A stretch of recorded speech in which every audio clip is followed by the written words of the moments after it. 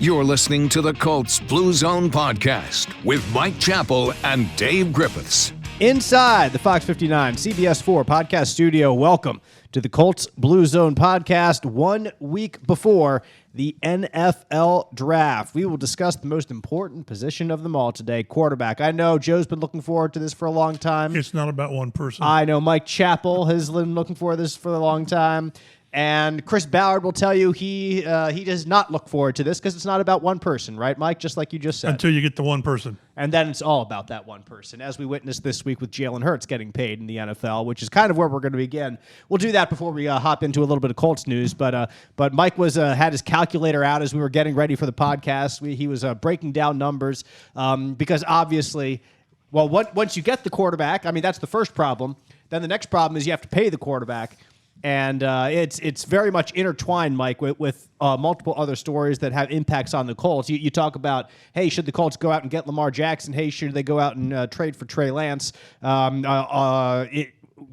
Eventually, they have to get paid. Jalen Hurts gets paid, and you were throwing some numbers out before we began. What numbers stuck out to you about this big deal for Jalen Hurts, especially how it connects with a possible Lamar Jackson deal or anything that any team would have to do to sign a quarterback at this stage in his career?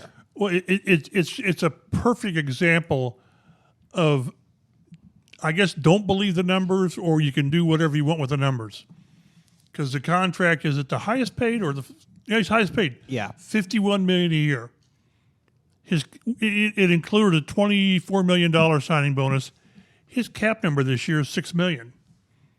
His cap number next year is $13.5, and then $21.7, and then $31.7. I couldn't see what it was in 2027, but it's got to be through the roof. Right. But that's when, if you're a smart team, and the Eagles are, then you redo the contract again and you extend him another 4 or 5 years. And God knows what quarterback contracts will be worth in 2027. Yeah, probably just own the team at that. I mean, it's there has to be a ceiling, but maybe not. I mean, we haven't found it yet. No, because would you like to? As soon as Jalen Hurts' contract was done, don't you think Joe Burrow said, "Nice contract, watch me"? I think so. And the guy that, like you mentioned, Lamar Jackson, I don't think this helps him. It's setting a market that he doesn't believe in. And now, does that mean that he goes back to, does it mean more likely that he plays on the franchise tag, $32 million? Or does he come, I don't want to say come to his senses, that's not accurate, but does he realize that what he thought he could get, he won't get? And, let's say that Joe Burrow comes in, $5 over Jalen Hurts. Isn't that the market? And doesn't Lamar Jackson say, okay, Baltimore, what do you think about these numbers? Because it's all about the guaranteed money. That's all that matters. So it's amazing.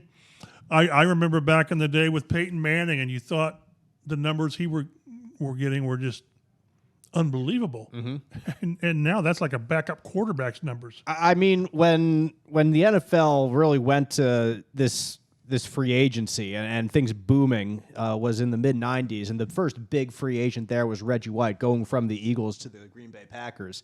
And you look back at that contract, and I forget exactly how much it was, but he was paid just like a couple $1 million a year. That was it, and that was mammoth. That was huge. That was game-changing. It's something that we still talk about now as something that changed the game in the NFL and free agency and contracts and players earning money.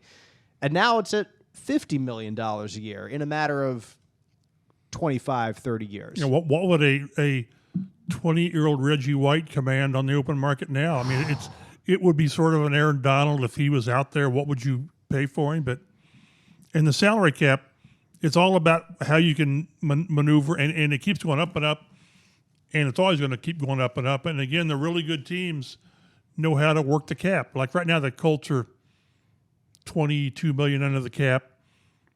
And as Jim Irsay always says, it's not so much, and so does Ballard, it's not so much the cap as it's cash. It's how much cash do you have to fork out on any given contract, whether it's a Michael Pittman extension, whether it's a JT extension. But the numbers are only going to go up. We're in that place. It's sort of, if you're going to be a football player, be a quarterback, a left tackle, or an edge rusher. Mm-hmm. Everybody else you can sort of, I don't know, get by without.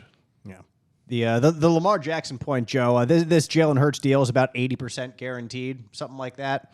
Maybe it's a little bit less than that. I did the math earlier. Maybe I did the math guaranteed? on something 179? else. Yeah, 179 I'll over get my calculator 255. here. Yeah, so do I. I'll save you. 255. What? 65%. Yeah. That's about 70. I'll get 70%. Yeah, 70%. My bad. I was thinking of something else. Yeah, 70% guaranteed. So, like Mike said, I think if Lamar Jackson was still pining for that fully guaranteed contract, I just don't know. For a while, we guessed, well, maybe a desperate team might think about doing it, and then Jim Irsay came out as very much against it at owners' Probably meetings. the So we're like, well, it's spokesman not for the owners. Exactly. Well, it's not going to be the Colts, and maybe not anybody after this. And like Mike said, if others happen, especially if we see Joe Burrow or anything like that go down, Justin Herbert doesn't he Justin do? Herbert, yes. There's got to be a 0% chance that a team offers Lamar Jackson a fully guaranteed contract. Doesn't Burrow get a better contract? Then Jalen Hurts? Yeah. I think maybe. I would say so. I could argue against Justin Herbert because he's a great player, but they've really not done a ton behind him. But Joe Burrow, I'm telling you, he's top 4, top 3. He's been to a Super Bowl. Yes. In his coming off an ACL injury, he went to the Super Bowl. Last year, he was darn close to it again. But, yeah.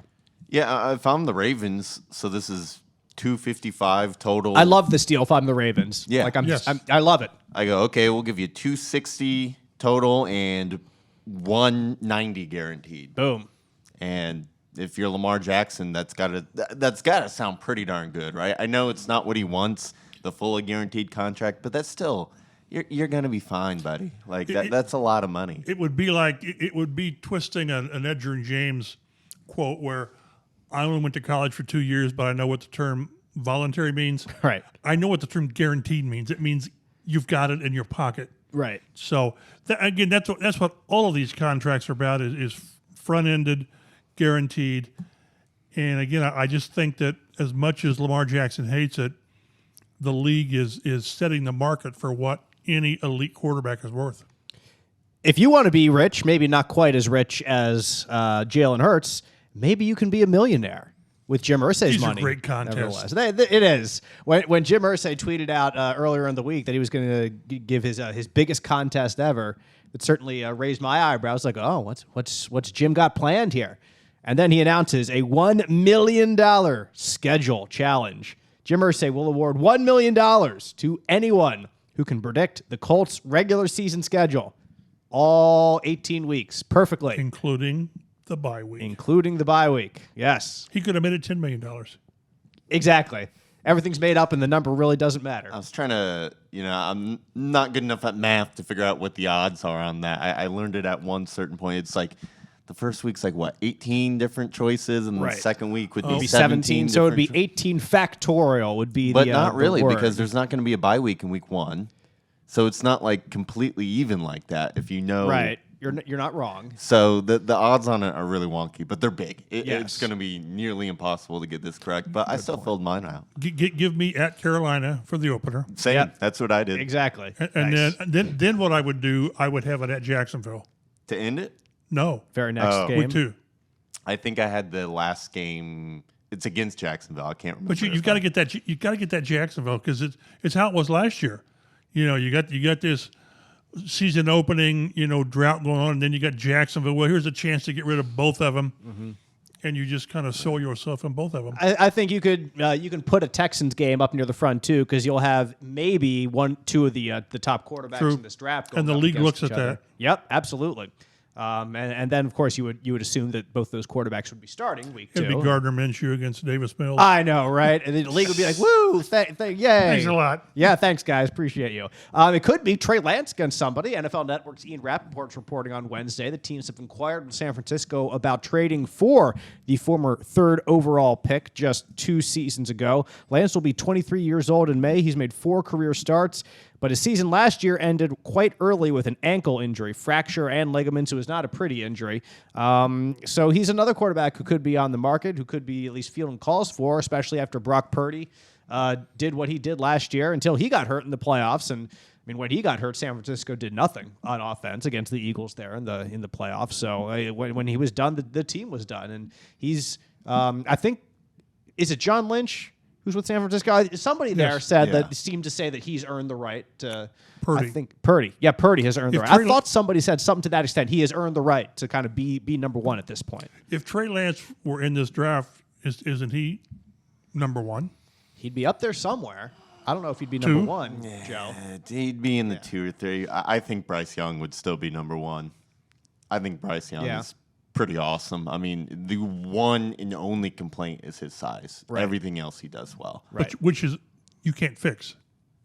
No, I mean, you can feed him some cheeseburgers. You can beef him up a little bit. You can stuff some soles there in his shoes. He comes out 5'10", 220. Yeah. Just a unit. No. I mean, it's interesting because Trey Lance younger than Will Levis, even though he's been in the league for 2 years. But it's got to say something if the 49ers are willing to ship him off after they traded 3 first-round picks to go up and get him. Teams don't just let quarterbacks go like that. So if they're willing to let him go, that kind of tells me right there that I probably don't want him. For a quarterback who had a shoulder injury. Right. Right? Is that what Purdy had? Yeah, well, it was an elbow. Okay, well, okay. Yeah. Even better. Even better. So, I see Joe's got here. Should the Colts trade for him? I wouldn't. I would stay where I'm at. And I wouldn't because you're already 2 years into his rookie contract. Correct. So that whole advantage that it would give you for a guy who's basically a rookie still. He started 4 games, and one of them he had the ankle injury early, so it wasn't even a full start. Then he would have to come over and learn a new offense. So it'd almost be like having a rookie quarterback, just you don't get the advantage of paying him very cheap contract for the first 3 to 4 years. The bill comes due even quicker in that sense. So it would for me, if you want to trade with him, it would completely depend on the price because the bill comes due quicker. And I don't think San Francisco would give up Lance for a price I would be willing to pay for him. Considering what, like you said, considering what they paid to get him. Exactly. So that's how I feel about that. And San Francisco could hold on to him, and he'd be a backup to Purdy. You know, like there's nothing wrong with having a backup right there. So they're not pining to get rid of him right now. He's only in, like you said, his 3rd year of his deal. He has at least one more before it would shoot up dramatically in 5th year if they picked up the option. So there's no desperation, I don't think, to move him from San Francisco's point of view right now. And they don't seem to be, to me, a team that moves in desperation anyway. Like they've made smart moves. They've made good, solid moves. They've made smart trades and to get what they have to move up and to take the right guys. They seem to be a well-run organization is what I'm saying. So I doubt they'd just part with him for nothing. So that's how I feel about that. Yeah, really exciting week coming up, guys. We've been looking forward to this for some time. And as much as we've talked about this for the last, I don't say 2 months, there's no more clarity now than there was a month ago. Probably less, because now you're hearing all this buzz about if Bryce Young goes 1, that Houston is not taking a quarterback. And we know Arizona won't take a quarterback. At least the Colts at 4. But I've always thought that Arizona won't pick 3. I just somebody moves up. Does somebody move up to 2? You know, why? If you're willing to move to 3, would you move up to 2 to get your quarterback? And then that's what's crazy is, again, desperation or urgency to get that guy makes you do crazy things. So one of the questions that I want to ask Chris Ballard tomorrow when we talk to him is, do you guys have with all the work they've done, and these guys work their butts off, do they have any real feel for how the top 3 picks are going to go? Not necessarily player, but teams. Right. Do they anticipate teams moving up? Should the Colts move up to 2? I would guess no, but I wouldn't think so. If you don't, you've got to be darn comfortable at 4. You're going to get a guy that I guess that you can live with, which is such an awful phrase. Mm-hmm. But if you're not sold that one of those guys is really a game changer, but might be pretty good, do you stay at 4 or do you just move up? Somebody's moving up. Somebody's going to move up ahead of you either one team or two teams. Yeah, let's get into that in a minute. But first, what does Hancock Health's membership in the Mayo Clinic Care Network mean for you? It means our independent health network now has access to the knowledge and resources of the world leader in medicine. It means your Hancock Health doctor can now consult with Mayo Clinic specialists to confirm a diagnosis or treatment plan. And it means that together we're making health possible for you. Learn more about our new clinical collaboration at hancockregional.org/Mayo Clinic. Need new windows? Contact your hometown team today. Hometown Window and Doors are Central Indiana's premier locally owned full-service Anderson window dealer with master installers. From design to installation, the Hometown team handles it all. They carry unlimited options with competitive pricing. Call them direct to get 25% off your windows if you call within the next 60 days. Hometown Window and Doors gives you all the perks of a national brand with a hometown feel. Visit them at hometownwindowteam.com today. Before we dive headfirst into quarterbacks, we'll briefly touch on our availability with the Colts this week at their offseason program. It is week 2, so we got to speak to the coordinators, and we got to speak to a couple of key players. Among the group, Gus Bradley, of course, defensive coordinator, is back. New offensive coordinator, Jim Bob Cooter, is here. And the players, we heard from Shaquille Leonard, big updates from Shaq, and also from Ryan Kelly and Jonathan Taylor. Out of everyone who spoke, I think Shaquille was the one that we were most looking forward to of this group chat. So from your perspective, what'd you think about what he had to say? And I think I'll throw out there, I don't care what he says right now. Like, I care what he does. So, I mean, it's fine to hear from him. And you hear that, like, he doesn't appear downtrodden right now. He doesn't appear to sound like things are terrible. So that's good. But until he's on the field, until he's running, until he's working out, like, there's very little that he could say that makes me feel great for what the season is to come, just because of what happened over the last year. And not that I think that things are going to be bad, but just because of how things have gone, I want to see something happen. I just want to see it with my own eyes. And I don't intend that to be disrespectful to Shaquille, although maybe I should, because that might make him come back faster, if he listens to this podcast. Yeah, the man needs motivation. I'm a big fan of the Colts Blue Zone podcast, Shaquille Leonard. But that, I'm telling you. Yeah, what do you think? If you trash Shaq on this He'll hear it podcast, eventually. someone will tell him. I know. Somebody will. He'll listen to it. It's not my intention. My takeaway was I wish he had been more, not forthcoming, because he really opened up about it. I wish he was further along in his rehab than it seems that he is. I think we're 5 months out from his second surgery, maybe a shade over 5 months. And encouraging, he said, I'm getting my strength back in the calf and my explosiveness and mobility, agility, all of that. Yet he's not fully doing things yet. He's not really running. He's not really running yet. So you have some explosion back in it, but still you're not running. So how much do you really know about it? Is what I'm saying. That concerns me a little bit. I just would, but see, I'm basing that on the previous rehab last offseason from June to August. Let's just say 3 months, when he was back on the field. Now, as it turns out, he was back on the field too soon, probably. Right. He did hurry it because there is an urgency to play, because that's your job. You're a major player. I just kind of wish they'd say, I'm at the point, because I asked him, I said, have you been cleared? Are you medically cleared to do everything? And it was, I've been cleared, but not to do everything. And that's where he mentioned the not running yet. I think he'd really like to be able to do something during OTAs. Again, whatever something is anybody's guess. But to me, the whole thing is I hope that he is not on PUP come training camp, which is the end of July, and that he's to the point that he can practice. And there's no question that if he's cleared to practice, it will be an ease-in training camp. I guess I wish I had heard more that I not that I'm back, but I'm really close to being back. But that's just my impression, and I'm basing it all on comparing it to the last time when he had shorter time and he was playing. But in retrospect, he shouldn't have been, and he said that. He said, I hurt my team. So. But at least he did say, I'm getting some of the explosion back, and my calf's feeling better, and I can feel it just walking.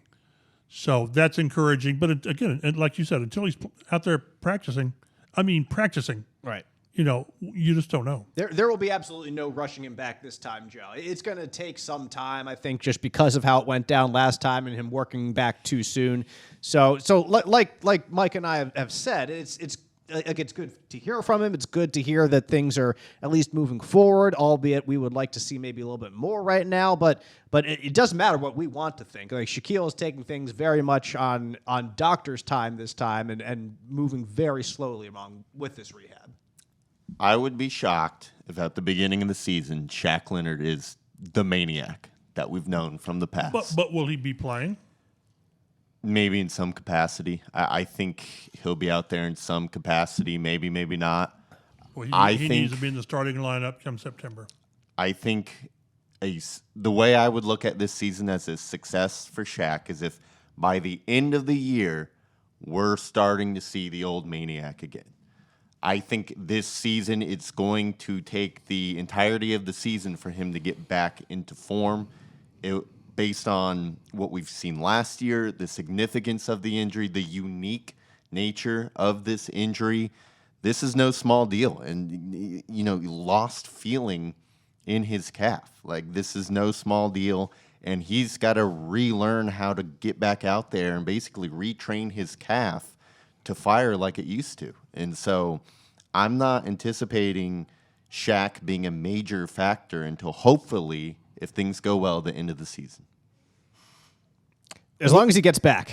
right. Because they've, from a team standpoint, they've got a ton invested in him. Right. But from a team standpoint, he's that important to this defense. Very much so. Defense played very well last year until it didn't. And that was with Shaq doing virtually, 74 snaps? That was it. Just One a couple interception games. that just sort of fell to him. Yeah, really, it did. Yeah. That'll be a negative. Exactly. Yet again, no disrespect to the man, but the ball came to it's fine. He's got a gravity about him. The balls just come to him. Yeah, but they need him. They need him back. I tend to think he'll be back sooner than what you're saying, but I understand what you're saying. This is a unique injury. Anytime you're dealing with the back and nerves and discs and all that, I mean, all bets are off. I mean, they need him back for several reasons. One of them is also like they're going to be down 4 or 5 guys from that starting unit last year. I mean, like you said, like you hit that chap. Yeah, 5 guys. Like the first 2/3 of the season, it was a pretty good defense. It really was. And then they completely went off the rails down the stretch, starting in Dallas, going to Minnesota, et cetera, et cetera. Boom, boom, boom. It was a disaster. But like you don't have Stephon Gilmore anymore. You don't have Rodney McLeod anymore. You don't. Maybe they for bring now, him back. maybe they do. You don't have Yannick Ngakoue, who led you in sacks last year. Tayshaun, who Bradley basically confirmed Basically yesterday. said he's not coming back. Yeah. Yes, exactly. So, I mean, that brings me, chap, to Gus Bradley, who spoke this week as well. He's back. I like what he had to say about his time with Steichen. Like, it wasn't really even in my mind about his time before with Steichen when he was with the Chargers. So they had a prior relationship, so that hopefully makes grease the wheels, grease the skids, lets this relationship work a little bit. But what were your takeaways from listening to Gus talk as he's entering his second year here in Indy? he's always upbeat. And again, what I asked him about is how do you balance having the positive of the second year in your system to where you can grow to missing 5 integral players. You know, again, Tayshaun and Okereke. I mean, it's you got 5 starters who are gone. So you just don't know, and it's a very, very thin cornerback class. But he gives you the old next man up, and this will be a great opportunity for EJ Speed, which is that's how you draft. Joe's guy. That's right. Who basically is going to be considered a starter at this point until Shaq is completely back. And that's how you draft. That's what you do. You know, you when you get a Shaq, okay, you re-sign him, but when you get that second tier linebacker, you know, Anthony Walker and then Okereke, well, you move on because you want to get younger and cheaper at the non-feature position. You can't, like, you can pay one linebacker and be okay. If you pay 2 linebackers, they've re-signed 3 of their own with Franklin as well. Yeah, it's true. I mean, big pay is what I'm talking about. Yeah. That's what. Yeah, you know what I meant. Yeah, thank you. And yeah, of course they signed Zaire. You need to sign Zaire. Uncuttable. But beyond that, with the coordinators, it was really kind of difficult. We asked for Brian Mason because we wanted to get a comment on Matt Gay, because when we first met, right, special teams coach, he couldn't talk about him. Exactly. It's like, who? But, what? And with Jim Bob, it's still sort of every question you want to ask is how. And the question came up is how difficult is it to install your offense now, which is what they're doing, without knowing who your quarterback is. So you just install the offense, and then you know you're going to make adjustments depending on the strengths and weaknesses of your quarterback. Well, they got Nick Foles out there to help run the offense. Sam Ellinger and Gardner Minshew, of course. Minshew Mania. Are you going to ask Chris Ballard tomorrow if why Nick Foles is still on the roster? I can't bring myself to do it, and I don't know why. I just probably because there are too many other important things to ask. We don't get a roll call of who's here. I'm wondering if Nick Foles is in the building. I'm guessing not, but hey, if you know, I did not see him in the video the Colts tweeted out of Shane Steichen's first meeting there. And they put a lot of guys out pictures there. out of about 90 guys, it seemed like, on Colts.com, and he wasn't one of them. Yep. It's an odd thing. Yes, you save a couple $1 million, but right now there's no reason to. Right. Although if Nick Foles still wants to play, it's keeping him from signing somewhere else. From going elsewhere, I guess. Right. But I think a lot of us anticipate him retiring. But it's one of those. You've got a thorn in your side, and you just leave it there. Mm-hmm. I just don't know why he's still here, but it really doesn't matter in the grand scheme of things, one way or the other. Some people maybe wondered why Ryan Kelly was still here after last year, and it was certainly a possibility that he could have been moved, and Chris Ballard admitted as much the first time we spoke to him this offseason, saying they fielded some calls about him, about Kenny Moore, but Kelly is still here. Ballard says because he's a good player, and you don't just let good players go. But nevertheless, when Kelly spoke this week, reiterated some of the problems from last year, and looking ahead to a new season where hopefully Chappie can return to his Pro Bowl form. Well, they need to. They need all three of those guys, Braden Smith and Quentin, as well. Those guys, we'll see how left tackle and right guard pan out. Of course, left tackle has to pan out. But you need those three guys to play. I mean, they're three of your top five, paid players cap-wise. And you need to have those guys step forward and regain what they had. And he sort of mentioned how, which they all do, is, well, it wasn't quite as bad as what it may have looked sometimes. There were some really good things. I know. You want to say Randy, 60 sacks. And You can ask him tomorrow why he hasn't done anything? Yes. There's two or three. Offensive line, which is his cornerstone, one of his cornerstone positions. What they've lost, was it Matt Pryor went to Frisco, was it? I think it was. I think so, yes. But they've signed nobody. And I realize you can, again, we talked a week or so ago that you don't play till September and all this, but you need probably 4 bodies who aren't here yet. And I'm not saying I'm just mean players. I mean, those are guys who eventually make the roster. You can sign more than that and get some guys cut. That's fine. And play. You need players. There's 3 or 4 guys here that there needs to be at least 3 guys who aren't here yet that are going to play. And that's just kind of, hopefully start at right guard. Yeah. Yes. Mm-hmm. So we'll see. But yeah, there's a lot of questions to ask Chris, and we'll get nothing out of it. Yeah. I could type up answers right now. You might as well. And I'd be darn close. Mm-hmm. And it's not a knock on Chris. It's just the way it is. He's been available 2 or 3 times, owners' meetings and combine and all that, and we're going to get the same questions, and we're going to get variations of the same answers because, first, he's not going to share. When we talk about quarterbacks, he's not going to tell us, yeah, we've got this guy first. And he's not going to do that. But the same with all the positions. They do their work, and they're not going to share because it serves no purpose to share. Jonathan Taylor spoke this week as well, coming off what was certainly a frustrating season for him because the holes he had 2 years ago were not there anymore. The health that he has had for virtually his entire playing career, from Pee-wee up until pro, was not there. But eyeing a healthy 2023 and hopefully a stronger offensive line 2023, a downfield passing attack in 2023. Everything conspired against him. Yes. But he's not running yet. Right. Which- Another player who's which not again, running yet. it's April. It's April. Yeah, I know. But- At the same time, it's been like 3 full months since the last game. And apparently, all it was the old clean out procedure, whatever I had a that procedure, means. a clean out procedure. Part Like of- I you cleaned had- out my closet. I You cleaned had- out my ankle. You had particles in your closet, and he had particles in his ankle. But yeah, he's one of those guys. Like he and Michael Pittman, who are eligible for extensions. They were so, and they're always going to be so dependent on offensive line and quarterback, and neither one really had much help to be able to really showcase. I think if the offensive line had played better, he still, ankle and all, would have rushed for, 1,400 yards, probably. But that's why it's so hard to project what's going to happen, because once again, it is, as we saw last year, it's so dependent on, yes, the quarterback, yes, and we'll get to that. It's so dependent on the offensive line. Mm-hmm. Both of them entirely. So that's the group we got this week. Next week is a voluntary veteran minicamp. So it'll be we'll see a little bit of them on the field as the NFL draft looms. We won't see them. Right, but they will. I'm sure the Colts will tweet out some videos. Is what I'm saying. So we will see that. We won't see them with our own eyes. This is the benefit of having a new coach and a coaching staff, is you get that extra week, right? And they'll get that extra minicamp.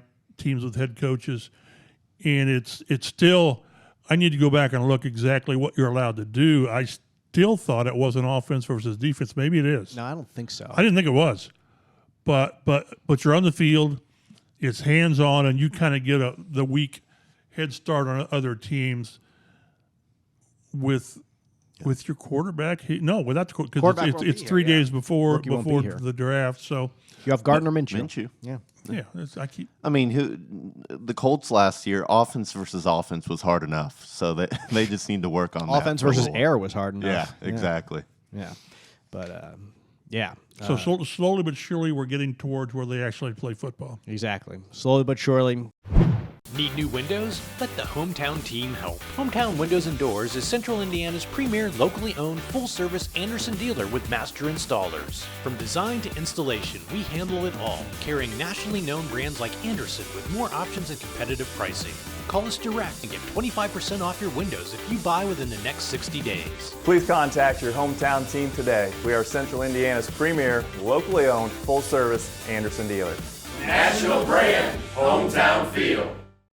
The story of Hancock Health is all about you and everything you need to live your healthiest life.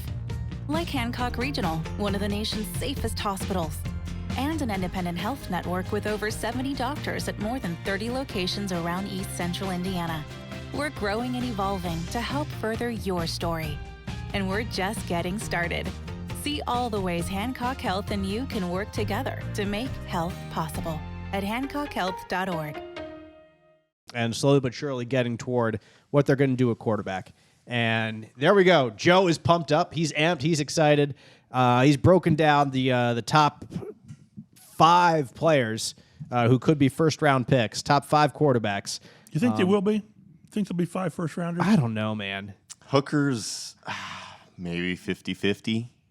His PR firm is really working overtime because they've got him. They're pushing him up the draft boards. I do like him, but it also gets a taste of a player that the media is making a first-round pick. Because wasn't Malik Willis last year supposed to be a first-round pick, and then he doesn't go to the third round? Yeah, exactly. So I don't know. It's tough to say, but we can kind of go through all of them. We can start with him right here. The biggest complaint with him, besides his ACL being torn in November, is the style of offense he played in at Tennessee. He wasn't asked to really scan the whole field and make reads. It was kind of a lot of half-field reads, manufactured open guys, not necessarily a pro-style offense. So that would be adjustment for him. He's also already, I almost said 45. He's 25. Does that bother you when a player's 25? A little bit. Yeah. To me, it really does. How much better are you going to get? Well, okay, that I can see. Yep. So have you kind of reached your ceiling already at the age of 25? And Hooker's kind of the guy I would think if he was completely healthy, he would have gotten enough pre-draft hype that he probably would have been a first-round pick if he was able to work out. Would he be 3 in this group? It's hard to say. I mean, his numbers were certainly better than Levis any season, really. I mean, for his career, 80 touchdowns, 12 interceptions. He's a 4-year starter. He transferred to Tennessee from Virginia, I believe. So he's a guy he's on time. He gets the ball where it needs to be. And he's got some rushing ability as well. The last 2 seasons combined, he's rushed for over 1,000 yards, 10 total touchdowns. So he can do some damage with his legs. So he's a guy who's intriguing. He's got a lot of skills, and he might be a guy who falls to maybe the end of the first round, the second round, and 3 years from now we're going, man, he was the quarterback team should have been picking all along. Early this week, I talked to Bill Polian. It was the 25th anniversary, just to rub it in, the 25th anniversary of taking Peyton Manning, number 1, on the 18th, I think it was. And we were talking all things quarterbacks, and I said sometimes the urgency of finding quarterbacks drives quarterbacks up draft boards. I said, do you look at these quarterbacks as all 5 being legit? And he said, yes. And he said, and I like Hooker. He really likes what Hooker might eventually be. So, unlike some years when guys are taken and you're thinking, yeah, we sort of thought he wasn't going to be very good, Polian thinks all 5 of these guys have a chance to be legitimate starters in the NFL. I think there are going to be reasons to like all these guys. There are reasons not to like all of these guys, which is what it's like most years, to be perfectly honest. Like you get the guys that's a Joe Burrow, that's the obvious number 1, or an Andrew Luck, an obvious number 1, Trevor Lawrence, Peyton Manning. They got on Peyton because his ball fluttered. Yeah, exactly. And Peyton Manning wasn't even the obvious number 1. Right. Like there was some debate there, and there was a little debate around Andrew Luck. Yeah. Little debate at least. Probably not among too many circles, but at least in the media to generate some interest that year. I'll bet most of the 32 NFL teams, if not all of the 32 NFL teams, had him at the top of their board. But there's something to pick at with all of these guys, with everyone, whether it's Hendon Hooker's age and the college scheme, whether it's Will Levis's accuracy or decision making, and mayonnaise, and drinking mayonnaise in his coffee, disgusting. Eating the banana with the peel still on. Bryce Young's size. If you take out Bryce Young's size, let's go to Bryce Young, because he's starting to become the guy that at least draft. That's not what I was going to say. That sports books have implemented as the clear favorite right now. And usually those guys know what they're talking about. Usually. He's a minus 300 or 400 or even growing. I don't know exactly what the numbers are right now, but that's what I saw, I think, last week to be the first overall pick to the Carolina Panthers, Joe. And unlike with the rest of these teams, there's no reason for the Panthers to send out smoke screens. They can just pick whoever the heck they want. They can do what they want. Yeah, exactly. So I'm kind of by now accepted that it's Bryce Young, probably 90% chance going number 1 overall. But at that point, you have a 5'10 quarterback, 200 pounds. He started for 2 years at Alabama, was really darn good until he got hurt this second year, unfortunately. Won the Heisman, great decision maker, great playmaker, out of sequence can run an offense, in sequence can run an offense. The NFL comparison, according to Lance Zierlein, is Drew Brees, but obviously Bryce Young, chap, is a whole lot more athletic than Drew Brees is a better playmaker than Drew Brees is. You look at him, you look at his size and his accuracy. That's what pops from a Drew Brees perspective. And honestly, for quarterbacks over the last 2 decades, you're talking accuracy. Drew Brees is the pinnacle of that. So to 70% every year. Yeah, so to see somebody compared to Drew Brees is quite the high honor. I know you have to do it. Like, these guys have to compare him to somebody, but that's not one that's just thrown around willy-nilly. Yeah, and really the issue with the size, it's not so much 5'10", it's the 200 pounds.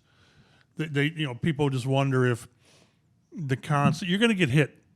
I don't care what rules they put in. I don't care what you do, how you protect the guy. You're going to get hit. Big guys are going to land on you. So can your 200-pound frame hold up? The only thing I'm concerned about the 200 pounds is he had to work to get to 200 pounds. Remember the month or so before the draft? What was he, 188 or what did he play? 180 something. It reminds me that wrestlers in college, you have to work their rear ends off to make weight. But this seems to be the whole package, and it's just kind of crazy. We get to this time of year, and at one point, C.J. Stroud is the favorite to go to Carolina because he's got the size, and Frank Reich's always had big quarterbacks. And over the last 2 or 3 weeks, Bryce Young has chased him down somehow. Yep. Yeah. Well, it was for a while. It was Bryce Young, duh. And then it was C.J. Stroud is looking pretty good here in Frank Reich's system, and then now it's just back to Bryce Young, duh. Right. So Right. Yeah. So you look at Stroud as another guy who was the one to at least make you question for a little bit, and the reason that Stroud was that guy is for 2 years he has been incredibly efficient, a great thrower of the football, good downfield, accurate.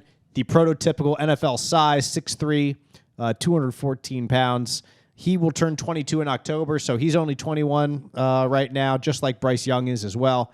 And his NFL comparison, according to Lance Zierlein, is Jared Goff, which some people might gawk at that, like Jared Goff. Well, Jared Goff also led a team to the Super Bowl, and he did really well with the Lions last year. Not many quarterbacks have done that well with the Lions, besides Matthew Stafford, over the last 30 years. So I don't think Jared Goff is a slap in the face for C.J. Stroud at all. You put a good team around him, and you can do good things. But Stroud also against Georgia, which was the best defense in college football, looked very much a playmaking type quarterback. But he wasn't asked to do that so much at Ohio State because when you're throwing to Marvin Harrison Jr., you don't need to be the playmaker. You can let other people be the playmakers. And when we talked to Stroud at the Combine, that came up about the lack of running, and he said, I wanted to do more. I wish they would let me do more. So, and then what's funny is, though, the running quarterbacks, now in Buffalo, they're trying to rein in Josh Allen. Right. Because he's don't run so much. He's running too much. Because running quarterbacks get hurt. Mm-hmm. They keep showing, we're going to talk about Anthony Richardson, they keep showing highlights, and they got one where he's going around the right end, and he leaps over a linebacker or a cornerback, and it's a great highlight. I don't want my quarterback doing that. Right. I just don't, because you're going to get hurt. But run enough, be elusive enough in the pocket. There's nothing that breaks a defense more than 3rd and 5, and you've got the perfect defense called. You got everybody covered, and the quarterback breaks containment and gets first down. You sound like a media member who has seen that happen way too many times against the team that he's covered for the last 40 years. Go back to the Philly game here when the Colts should have beat them. Yep. And Jalen Hurts wouldn't let them lose. And then, they call the quarterback sneak at the goal line. So mobility is really good. Make sure you're a passer first who can run when necessary or when the play call needs it. Yeah. I mean, with Stroud, it's, you look at the Georgia game. If he played like that every game, he'd probably be the first overall pick. But the fact is he just didn't. And he didn't have to at Ohio State. And so you just kind of wonder, he had 2 tackles on both sides that both of them might be first-round picks, right. If not a first and a second-round pick. Right. His center is probably going to be a day 2 pick this year. We already mentioned Marvin Harrison Jr., there's so much talent at wide receiver. Last year, 2 Ohio State wide receivers go in the first round. Mm-hmm. Probably another one this year with Jackson Smith and Jigma. So he's extremely accurate, the best thrower of the football. But if you suddenly don't have all that go right, which is why I think the Jared Goff comparison is so good. We saw that with the Rams. He was great when he had all that talent around him. And, Brandon Cooks, Robert Woods, Cooper Kupp, Todd Gurley, a good offensive line with Whitworth at left tackle and all this stuff. But then when that started to deteriorate, he wasn't able to kind of carry the load and carry the team and make plays that weren't there to be made. So if everything is on script and right, C.J. Stroud is terrific. The question is he going to be able to make magic happen when everything is not on script and not right? And so there's just questions about his ceiling there. And then recently, we've seen so many reports that it has a taste of smokescreen all over it. But we've seen reports that processing, is that what it is? It was the S2 test, right? Is that what it's called? Yes. We saw, Levis, Richardson, and Young reportedly all scored in the 90s, which was very good. Young was a 98. Which was like the highest ever, or better than Burrow, and what a lot of people said of some of the best scorers. Stroud didn't do so good, apparently. I haven't seen an exact number for him, but and then there was a report that's since been refuted that he bailed on the Peyton Manning Academy the night before, and then someone came out and said that's not true. There's been reports about questions about his coachability. It just kind of seems like a concerted effort to make him fall down the draft board a little bit. So the team is trashing him, wants him to fall to him. Could be. Could be. Exactly. Because we haven't heard any of this the entire process, and then just a few weeks before the draft, we have multiple reports about these little things just kind of poking and prodding. So you wonder how much of that is valid and how much of that is just kind of fabricated by a team that wants him to fall. Yeah, the Manning Passing Academy thing seemed unique. I saw it came from a podcast originally with Brady Quinn, and I forget what he said, but I saw that Brady responded to a Twitter thread about this saying, you didn't listen to the entire podcast. You cherry picked one thing that we talked about for 2 minutes and not everything about this story. So apparently it was initially something that was taken out of context anyway, which I would hate somebody to take something that we talked about for 1 minute out of context here on this podcast and make a story out of it, because you talk for 60 minutes every week, and often we go back to the same topics over and over again to talk to and add context to it. So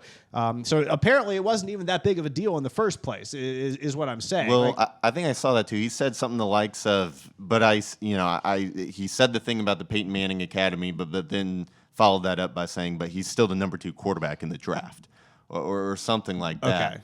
And then I saw another report coming out that said he didn't bail on the Manning Academy at all, and so I don't know where that's coming from. It's just strange. If some of these things are kind of valid, then it makes you question, because your quarterback, above all else, has to have the character that leads the team and the leadership and the determination. But if it's completely made up and maybe he falls a little bit and gets to the Colts and becomes a steal, then it'll benefit somebody. And there are a slew of teams, Mike, outside of the top 2 that need quarterbacks. Obviously number 1, Carolina, number 2, Houston, number 4, Indianapolis. There's Seattle at 5. There's the Raiders right behind them. There's the Seahawks right behind them. There's the Falcons right behind them. All before we get to number 10, I think, in the draft. All these teams that could be interested in trading up. Tennessee is right there as well. So teams. Can you imagine Houston trading with Tennessee? Oh, boy. That would be a real stick in the gut to the Colts. You just can't trade in your division. Exactly. You can't. If they chose to trade with them and not to the Colts, I would. Oh boy, I wouldn't laugh. I'd be oh boy. But you can't. You just can't take a chance on trading in your division and giving your division rival a stud quarterback. But it's the same thing. You can't take a chance and let your division rival trade in front of you. True. If you can't trade with your division rival, you also can't let your division rival trade in front of you. Those, to me, are very similar things that you have some control over. I mean, to trade up to number 1, what Carolina did was a little bit different. They gave up an asset in the wide receiver, DJ Moore. That was maybe something that was unique that they were able to move up. And the Colts would have had to get rid of Michael Pittman Jr. and that same thing to get up to number 1, which, do they do it? Do you want to do that? You could make that argument, I think. But at the same time, who are you going to throw to after that? If I'm the Bears, I'd still rather have DJ Moore. Yeah, exactly. So anyway, I'm kind of saying put that aside. But if you're going to move up to number 3 with Arizona, because I think 2 is probably out of the question for both Tennessee and Indianapolis, 3 would be it. If the Texans do stand put and maybe they take Will Anderson there, if they really don't like any quarterback. Which Mike doesn't believe for a second. Yeah, I don't believe for a second. No, neither do I. If they really don't like any quarterback besides Davis Bryce Mills, Young. and who's our other one? Case Keenum. It's hard to believe he's still in the league. I know. Isn't Brian Hoyer still in the league? Yeah, he went to the Raiders. Yeah. How about that? Because, they're just trying to build the Patriots 2.0 over there. I'm just saying you cannot let your division rival trade in front of you. If they're gonna offer something, you've got to offer a little bit more. But I don't think if anyone would, it'd be Ballard, who would just be cocky enough to be like, sure, go ahead. You want to spend all that draft? There would be draft. There would be a number. Yep, you're right. You are completely right. That if there is a GM, I think in the NFL who won't be bullied into exactly, he would do move. that. But I think this is just going to be such an interesting year or two because of what happens at quarterback here. And if the Colts decide to stay where they are, not move up, not be aggressive for a guy, or even not take a quarterback in the first round. Because to take a quarterback or to not take a quarterback, Chap, any of these guys, I think it comes with the same level of scrutiny. Like either way, because if you take a quarterback, you've hitched your wagon to him. If you're Chris Ballard, if you don't take a quarterback, then you're betting that all of them will fail. I think that's more scrutiny. You think so? Yeah, because then what are you doing? It's just another year where kicking the can. Like you have to address this, and it's better to take a chance and a risk and not be right than not take that chance at all. So, it's better to love a quarterback and lose than to have never loved a quarterback at all. Well put, Joe. We'll get to the last two quarterbacks, especially the one that you love, which is Anthony Richardson, who's only 20 years old. He will not even be able to celebrate with an adult beverage when he gets drafted here. Legally. He won't legally be able to. Thank you, Chap, for clarifying. 6'4", 244 pounds, large human being, compared to Cam Newton by Lance Zierlein of NFL.com. Elite athlete, elite arm strength, doesn't have a whole lot of game experience. 13 starts. So 13 starts. You take, Joe, just a piece of clay to mold properly. You need the right coach. You need the right coordinator. You need the right quarterback coach. So a team that drafts Anthony Richardson is betting not just on him, but also on what they have already in the building, in my opinion.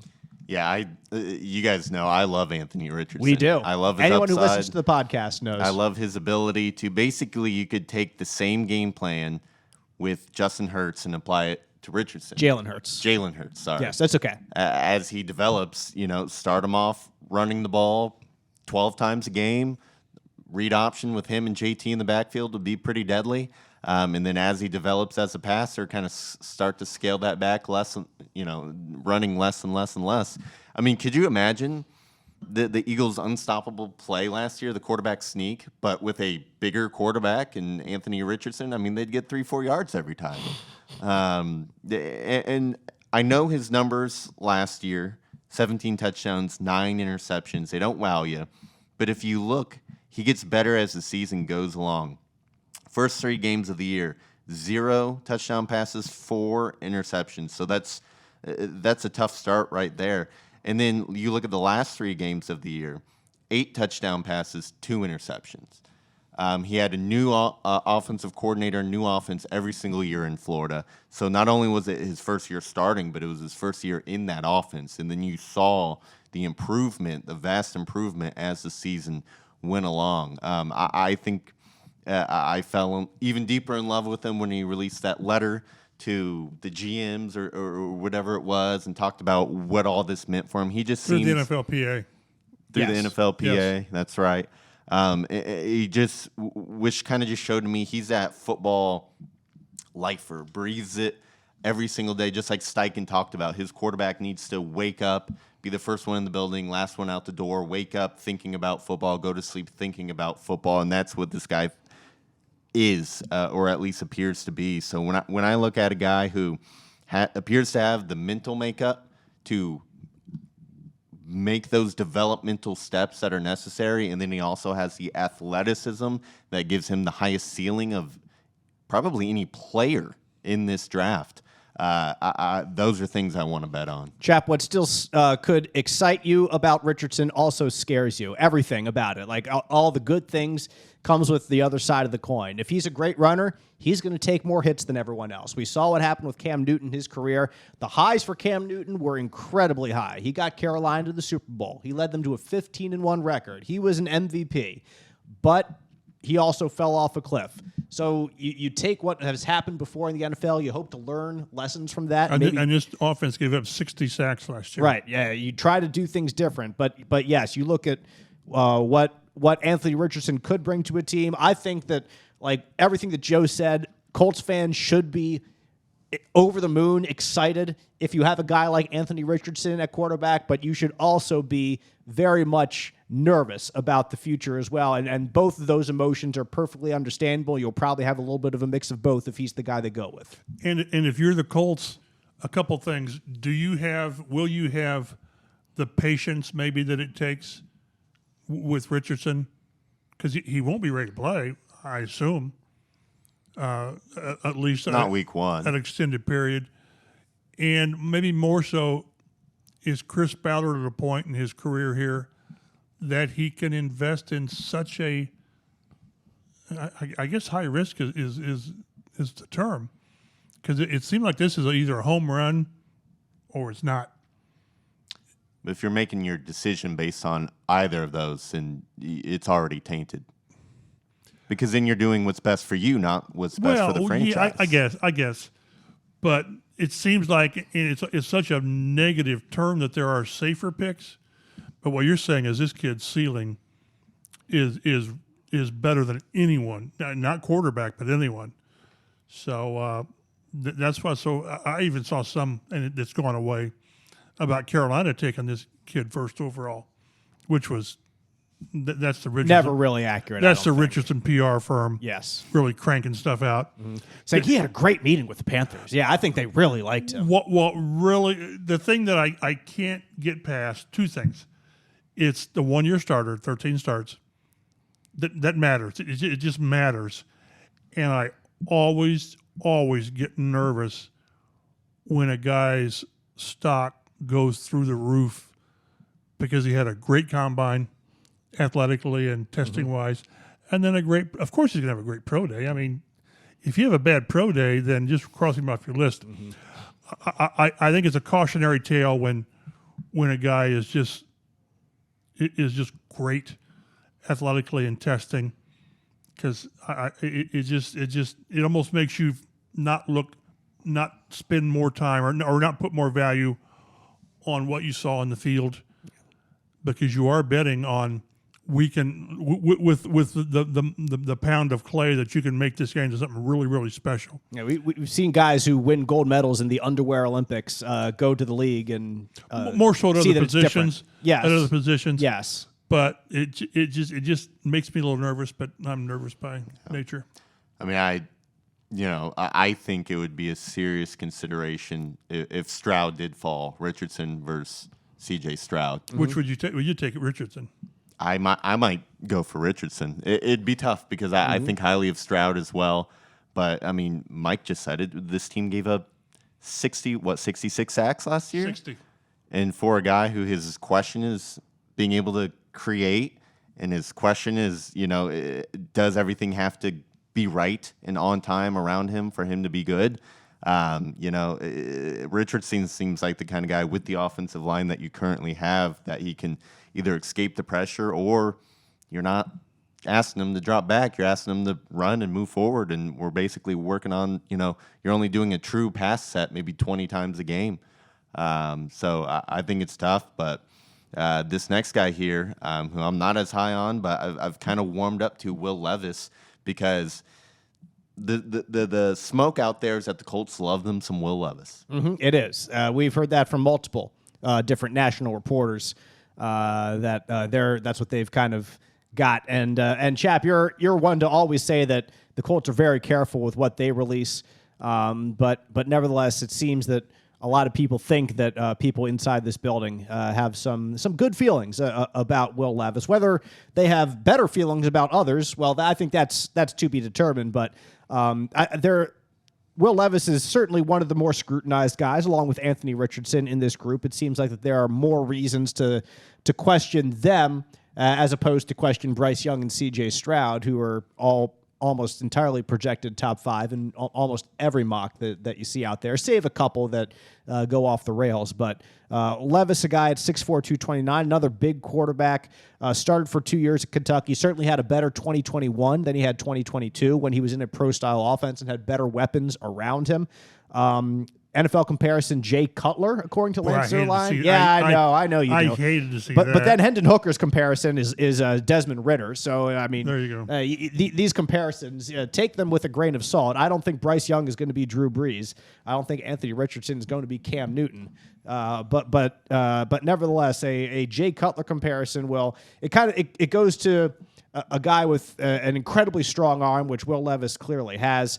I think what's in the 6 inches between the ears for Will Levis will determine whether he's a success in the league and whether you like that or not. Like some people, you listen to his press conferences at either Pro Day or at the Combine. Will Levis. He does. And like, what do you think about that? I'm not saying that to you. I'm saying NFL teams. What do you think about this? Do you think this is real? It can strike you in either way. Yes. Do you think this is genuine? Do you think this is something that is what a leader does and takes charge in situations and will be the first one out onto the battlefield leading the team? Or is it just false confidence and false bravado at this point that you're trying to pump yourself up before the biggest job interview in your life? So that's what teams have to determine. Is this a genuine leadership quality from Will Levis?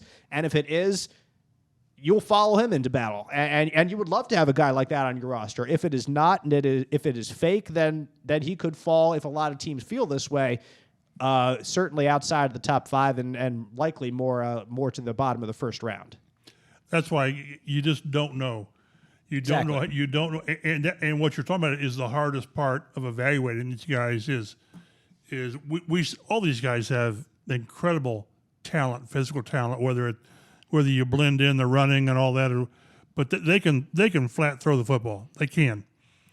But I've seen 2 or 3 guys come through here who would have put Peyton Manning to shame in a pure throwing exercise. Yeah.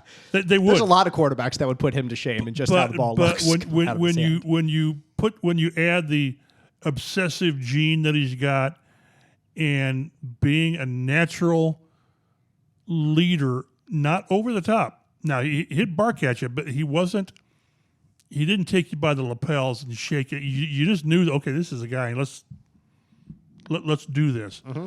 And one of the biggest things that separated Manning and Leaf was that intangible, I guess. But the Colts just found out that Manning was that type of a leader, and there were questions about Leaf. Mm-hmm. And history said that the Colts got it right. And if had the Colts gone a different way, we're not doing this podcast because there's probably not an NFL team here. Joe, when Chris Ballard and all the front office makes a decision, it's certainly going to be about more than just skill. It's going to be about what guy they want to lead this franchise for the next 15 years. You're the face of the franchise. Exactly. They have to be able to handle that and handle it well. And I will say this about Levis. The reports are that he is, in a way, kind of similar to Richardson, like a football lifer. Junkie. A junkie, yeah. Day in and day out. He's been in the Manning Academy. They did the Omaha Productions, the little thing on him they released recently, and they're all kind of puff pieces. They're not really critiquing these guys too much. That's what Archie does. Yeah. Right. Archie leads it. Those are pretty good. I mean, you realize what they are, but they're still pretty good. I agree. I was talking about this with one of my coworkers earlier today, just to kind of wrap this up here with Will Levis. If Anthony Richardson wasn't in this draft class, if he had gone back to school for another year, which maybe if he had done that, he would have been the first overall pick next year. Who knows? Despite the other quarterbacks who are talented next year, I think people would look at Levis a lot differently, because what's kind of hurt his stock is he is incredibly talented physically, clearly more physically talented than Young or Stroud by far. Not just with the rocket arm, but he could run the ball too. But compared to Richardson, who you compare anyone to unicorn. Richardson, he's a freak. Exactly. So you can't even say he's the most athletic, has the most upside athletically anymore because of Richardson. So when I look at it like that, I do get a little bit more excited about Will Levis, because he has a lot of tools that if you're able to get him even close to his potential, he's going to be a stud. He's going to be a Justin Herbert-like quarterback. It's just, can you really tune that in? Could he be a Herbert, or is he going to be a Carson Wentz? Or, Jay Cutler, another similar guy who, if he was on, man, he was on. But the consistency just isn't there, and that's kind of what we saw in college. And also, turns 24 in June. So it's not like he's like Richardson, who's 20, and it's like, well, he's got of course, he's not a finished product yet. He's one of those guys who you're like, is this his ceiling? Yep. And that's what Chris Ballard has to figure out, and that's what the front office has to figure out. That's what the coaching staff is talking about. That's what all the discussion is over the next week. To wrap up the show here, if you had to put money on a quarterback that the Colts are going to come away with next week, who would it be? I was going to take the question first, but I'd say Stroud, because my question is, do you believe the Colts stay at 4, or do they need to move up to get their guy? And I don't know how you speculate, because you have no idea what Houston does. Does Houston take a defensive player and take their quarterback at, 12? Or just kick the can for next year's class? They can't do that. 'Cause what if you win 4 games? Then you're not in position to get the guy. So, but I'm still in the belief that you have to move to 3. I just don't know that you can sit there at 4 and take what's there. I just think you have to at least control as much as you can control. But that's only if they believe these guys, a couple of these guys are worth it. So I really don't know. I think would they and will they are very different. I don't think they will. I think they're going to sit at 4 and just take who falls to them, because I think they're very confident that someone they like is going to fall to them. I'm really debating between Stroud and Levis. Those are the two that I think. Sorry, Joe, that I don't think Richardson is coming here, but I'm really leaning toward one of those two. If Stroud falls to them, then I think they would take him. But if it's not, I think it's Will Levis time. What about you? If I had to put money on one, I'd say Will Levis, even though I don't like it. But I can talk myself into him. Right. What's crazy is I've seen some mock drafts by some of these established guys, and if Levis gets past the Colts at 4, he drops. Right. I mean, into the bottom third, which is crazy because, like you said, there are some teams that need quarterbacks. But it's fascinating. Without knowing what Houston's going to do, it's just hard to speculate what's going to be there for the Colts. And so don't believe anything you hear over the next week. Basically, the smoke will be. They have to take. Houston has to take quarterback, don't they? so you heard it here on the Colts Blue Zone podcast first that Houston has to take a quarterback, according to Mike Chappell. They can do whatever they want, Mike. Exactly. Of course, they could take it at 12. They could, yeah, exactly. Then they could, yeah. They'll see. Maybe they could trade up.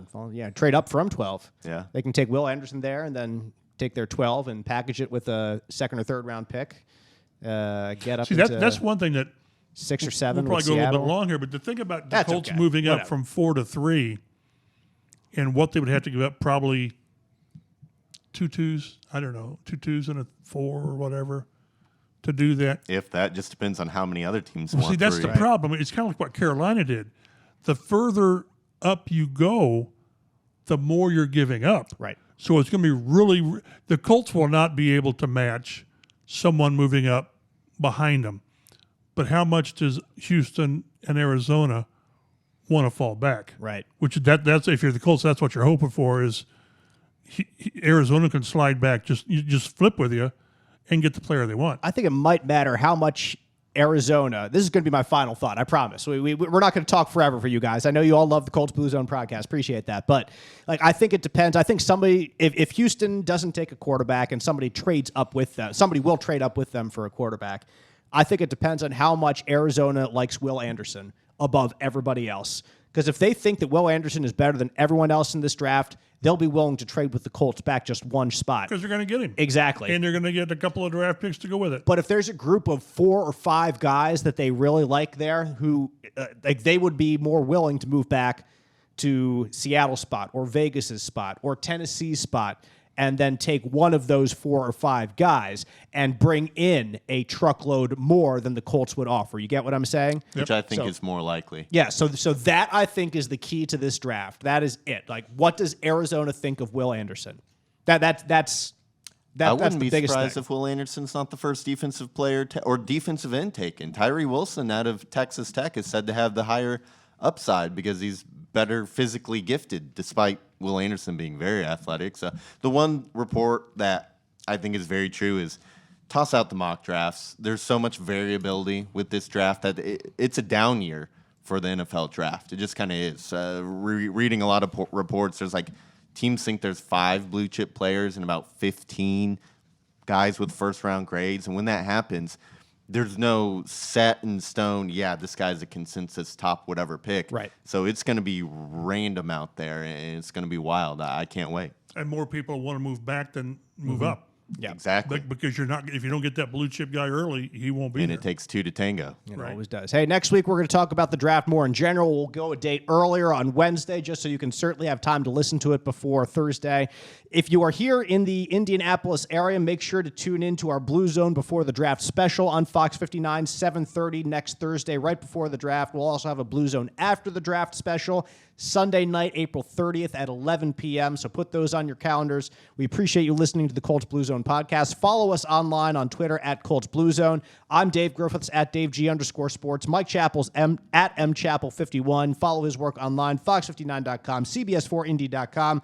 Also, Joe Hopkins on the board as well, leading us here, there, and everywhere. So we'll see you next week, draft week, on the Colts Blue Zone podcast.